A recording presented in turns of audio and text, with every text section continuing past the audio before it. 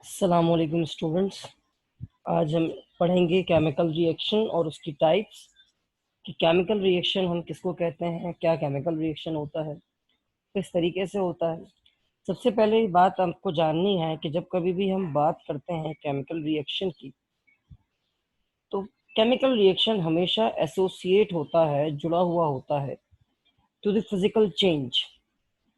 मतलब जब किसी भी सब्सटेंस की ज़ाहिरियत में, उसकी अपीयरेंस में कोई तब्दीली आती है, तो हम उस तब्दीली को नोट करके ये फैसला करते हैं there must be some change behind this physical change. और वो जो छुप कर इंटरनली जो चेंज हो रहा है, जिसकी वजह से फिजिकली चेंज आ रहा है, हम उस चेंज को कहते हैं केमिकल चेंज या केमिकल रिएक्शन। खैर, केमिकल रिएक्शन की जो डेफिनेशन है या केमिकल चेंज की जो डेफिनेशन है वो क्या लिखी हुई है? When the composition of a substance change from its natural composition is said to be a chemical change। जब कभी भी किसी भी केमिकल कंपाउंड की ओरिजिनल कॉम्पोजिशन तब्दील हो जाए, मतलब अल्लाह ताला ने अगर किसी केमिकल कंपाउंड को किसी रूप में पैदा किया था, वो उसको अपने आप को उस कॉम्पोजिशन से, उस बनावट से तब्दील कर ले, तो उसे हम कहते हैं केमिकल चेंज कर लिया उसने अपने अंदर। एग्जाम्पल के तौर पे rusting of iron, burning of coal, white spots on magnesium are the common examples of chemical change. के जैसे कि लोहे को जंग लगता है, आप देखते हैं, आप लोहा जब परचेज करके लाते हो तो वो सिल्वर शाइनी बड़ा जबरदस्त सा होता है, उसकी सरफेस बड़ी चमक रही होती है। लेकिन after certain period of time आप ये नोट करते हो कि आयरन के जो सरफेस सिल्वर शाइनी थी, अब वो ब्राउन में तब्दील हो गई है। इसी तरीके से कोयला जो कि आप बारबेक्यू के लिए परचेज करके लाते हैं ब्लैक कलर का, और जब वो आप उसको जलाते हो तो it will convert into red hot coal. तो क्योंकि देखें, दोनों ही सूरतों में कलर जो है वो मैटर का तब्दील हो रहा है, और मैटर का कलर आयरन के केस में पहले सिल्वर था और बाद में ऑरेंज टू ब्राउन हुआ, डार्क ब्राउन हुआ। और in the form of carbon जो उसके साथ हुआ है, क्या हुआ है, पहले वो ब्लैक था, फिर वो जी रेड हॉट हो गया। यहाँ पर मैंने दो पिक्चर्स आपके लिए खोल कर रखी हैं, जरा देख लें। सबसे ज्यादा जल्दी आप रस्टिंग का प्रोसेस जो है वो चेक कर सकते हैं आप एप्पल में। जब आप एप्पल काटते हो तो वो व्हाइट होता है या हल्का सा येलो होता है अंदर से, लेकिन देखते ही देखते जो है वो हमारा एप्पल जो है वो ब्राउन हो जाता है। और वो ब्राउन क्यों होता है? क्योंकि हम सब जानते हैं कि एप्पल में आयरन है। That iron of the Apple will react with the oxygen of the air and form ferric oxide. और कलर ट्रांसफॉर्मेशन भी आप बहुत ज्यादा जल्दी देखोगे। पहले फेरस ऑक्साइड बनेगा, उसका कलर जो है वो हल्का ब्राउन होगा, ऑरेंज शेड, ऑरेंज टोन में होगा। लेकिन जैसे जैसे टाइम होता जाएगा वैसे वैसे वो फेरस ऑक्साइड से, FeO से, अपने आप को तब्दील करना शुरू कर देगा Fe2O3 में। दूसरी पिक्चर यहाँ पे हमने वुड की ली है, लकड़ी की लिए, जो कि ब्राउन कलर की होती है, बट वो जब वो जलती है तो उसका कलर आप देख लें, आपके सामने रेड हॉट हो जाता है। तो यहाँ पर जो मैंने क्या कहा था, मैंने एक जुमला कहा था कि the chemical change is always associated with the physical change. और केमिकल रिएक्शन क्या है? When the change in the composition of a substance is occurred by any mean, by any cause, then is said to be a chemical change। अब यहाँ पर हमारे पास types of chemical reaction है। There are 5 types of chemical reaction। Scientist community divided the chemical reactions into 5 types, which are addition, decomposition, single displacement, double displacement, and combustion reaction। And what is meant by the addition reaction? What is meaning of addition reaction? Here we have the definition: when two or more substances combine to form a single substance, the reaction is known as addition reaction। जब कभी भी दो या दो से ज्यादा substances आपस में कंबाइन होते हैं, तो हम और दोनों कंबाइन होने के बाद एक सिंगल सब्सटेंस देते हैं, एक अकेली चीज प्रोड्यूस करते हैं, तो हम ऐसे केमिकल रिएक्शन को एडिशन रिएक्शन कहते हैं। और इसको हम सिंथेसिस रिएक्शन भी कह सकते हैं, इसको हम कॉम्बिनेशन रिएक्शन भी कह सकते हैं। तो हमारे पास जो एडिशन रिएक्शन है उसके काफी सारे नाम यहाँ पर आ जाते हैं, जिसमें से एक नाम तो आपका खुद क्या है, एडिशन रिएक्शन है। सेकंड नेम इसका है कॉम्बिनेशन रिएक्शन, और थर्ड नेम है इसका सिंथेसिस या सिंथेटिक रिएक्शन भी, सिंथेसाइजिस रिएक्शन भी कह सकते हो आप इसको। अच्छा, इन तमाम के तमाम जो भी रिएक्शंस हैं, इनमें एक बहुत ही सिंपल सी कॉमन सी बात है, and that common thing is here we have two or more substances which will combine and give you a single product. कितने भी रिएक्टेंट्स हो जाएं, कितने भी रिएक्टेंट्स हो जाएं, लेकिन मिलकर जो बनने वाली चीज होगी वो एक ही होगी। यहाँ पर मेरे पास कुछ एग्जांपल्स हैं इसकी, और आप यहाँ पर देखें सिंथेसिस रिएक्शन की। एक तो ये हो गई कि नाइट्रोजन जो है N2 जो है वो कंबाइन होता है H2 से हाइड्रोजन के साथ, और जो है वो हमें क्या देता है NH3, यानी कि अमोनिया गैस। ठीक है, before the chemical reaction we have two substances, हमारे पास जो है वो दो सब्सटेंसेस हैं, लेकिन केमिकल रिएक्शन के बाद हमारे पास इकलौता chemical compound, and that chemical compound is ammonia. Similarly हमारे पास एक और रिएक्शन है कि फर्स्ट कीजिए कि we have Na2CO3 sodium carbonate, we dissolve this sodium carbonate in water, and now we pass some carbon dioxide from the water. What will happen? It will form NaHCO3. Here we have three substances before the chemical reaction, but right after the chemical reaction we got only a single substance having common name baking soda. तो ऐसे chemical reactions जिसमें reaction से पहले जो है वो more than 2 or 3 substances हों, और after the reaction we will get only a single substance, that type of reactions are known as addition reaction. So the second, in contrast, we have the chemical reaction is decomposition reaction. What is decomposition? Decompose mean to break, toot jana.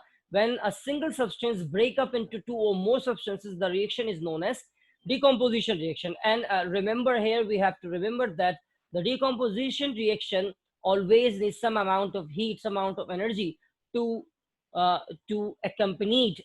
आगे बढ़ने के लिए उसको कुछ ना कुछ heat energy जो है वो रिक्वायर्ड होती है डिकम्पोजिशन में, हमेशा।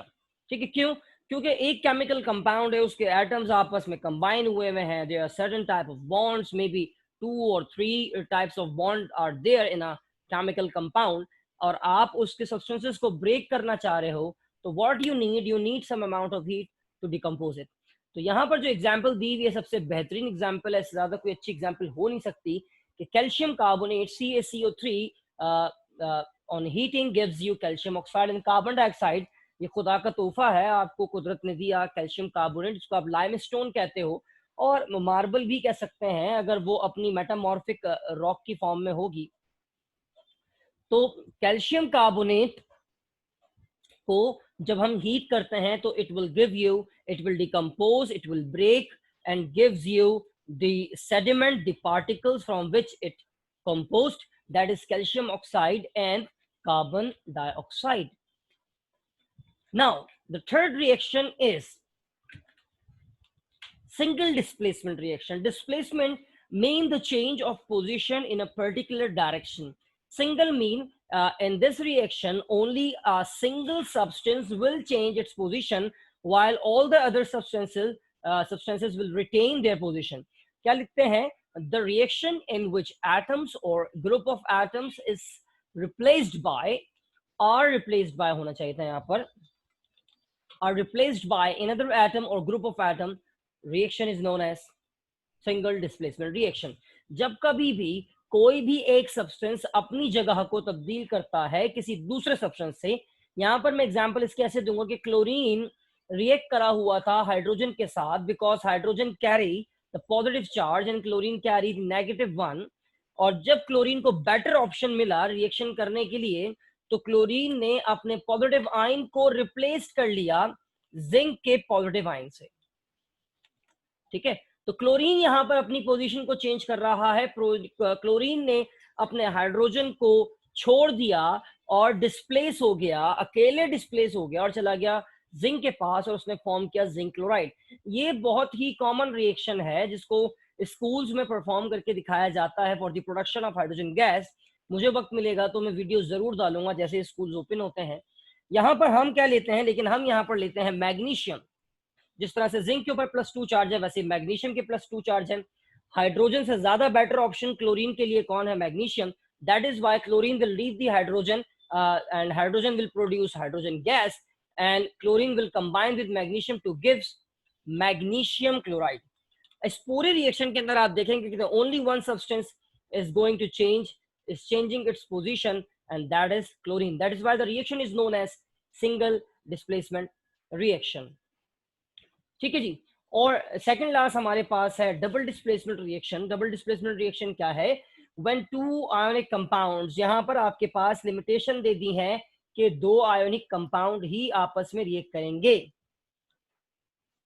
With each other and exchange there ionic partner, और वो एक दूसरे के साथ ऐसे रिएक्ट करेंगे कि वो अपने आयोनिक पार्टनर्स को एक दूसरे के साथ चेंज कर लेंगे so that two new compounds are form, ताकि दो नए कंपाउंड बन सकें। The reaction is known as double displacement reaction. ठीक है जी। तो यहां पर मैं इसकी एग्जांपल ऐसे देता हूं कि फर्स्ट कीजिए कि मेरे पास मौजूद था KOH। KOH potassium hydroxide is an ionic compound. K carry the positive charge and OH carry the negative one। When this KOH is react with my most favorite chemical compound HNO3 nitric acid, मजाक कर रहा हूं, जिसमें H जो है वो positive है और NO3 जो है वो क्या है, नेगेटिव है। These two ionic compounds when react with each other, they will exchange their ionic partner। mean कि अगर NO3 का आयनिक पार्टनर H है तो वो अपने आयनिक पार्टनर को चेंज कर लेगा और जुड़ जाएगा K के साथ, और H का आयनिक पार्टनर NO3 है तो वो जाके जुड़ जाएगा OH के साथ। तो एज ए रिजल्ट यहाँ पर क्या होने वाला है, एज ए रिजल्ट हमारे पास H2O फॉर्म हो जाएगा वाटर, और वाटर के साथ हमारे पास फॉर्म हो जाएगा KNO3 पोटेशियम नाइट्रेट। तो इस रिएक्शन में क्या हुआ है, इस रिएक्शन में दो अलग अलग केमिकल कंपाउंड जिनका नेचर आयोनिक था वो उन्होंने एक दूसरे के साथ रिएक्ट किया, और रिएक्ट करने के बाद they gives you two new chemical compound। the reaction that is why is known as double displacement reaction, क्योंकि यहाँ पर दो सब्सटेंसेस दो आयोन्स अपनी जगह तब्दील कर रहे हैं। अब वो आप चाहे ऐसे ले लो कि दोनों पॉजिटिव आयंस ने अपनी जगह तब्दील कर ली है, या आप ऐसे कह लो कि दोनों नेगेटिव आयंस ने अपनी जगह तब्दील कर ली है, लेकिन जगह तो दो सब्सटेंसेस ने ही तब्दील की है। That is why this reaction is known as double displacement reaction. और फाइनली जिस पर पूरी दुनिया चल रही है, लास्ट रिएक्शन, आप मैं जिंदा है, गाड़ियां चल रही हैं, and this is because of the combustion reaction। what happened when combustion occurred? Combustion occurred when any chemical compound, your body, anything, sugar, glucose, petrol, carbon, anything when react with oxygen, it will give you heat and flame, rapidly give you heat and flame। बहुत तेजी के साथ heat और flame आपको मिलेगा। कोई भी चीज, ये नहीं कह रहे कि यहाँ पे सिर्फ कार्बन है, दुनिया की कोई भी चीज है ऑक्सीजन से रिएक्ट करे, आपको हीट दे, आपको फ्लेम दे, तो आप उसको स्ट्रेट फॉरवर्ड कह दो कि दिस रिएक्शन इज कंबशन। हाँ, अगर हीट मिलती है फ्लेम नहीं मिलता तो कंबशन रिएक्शन नहीं है, फिर वो उस कंबशन रिएक्शन की उस टाइप को हम कहते हैं एक्सोथर्मिक रिएक्शन। कंबशन भी एक्सोथर्मिक है, लेकिन कंबशन में फ्लेम शामिल हो जाता है, जबकि एक्सोथर्मिक में फ्लेम की जरूरत नहीं होती। अब एक्सोथर्मिक क्या है, ये केमिकल एनर्जेटिक्स या एनर्जेटिक्स ऑफ केमिकल रिएक्शन का पार्ट है। आई होप कि आपको आज का लेक्चर जो है वो समझ में आया होगा। मेरे यूट्यूब चैनल को सब्सक्राइब कीजिए, study with sir Hussain, like कीजिए, कमेंट्स कीजिए, कोई सवाल हो तो पूछ सकते हैं। अल्लाह हाफिज।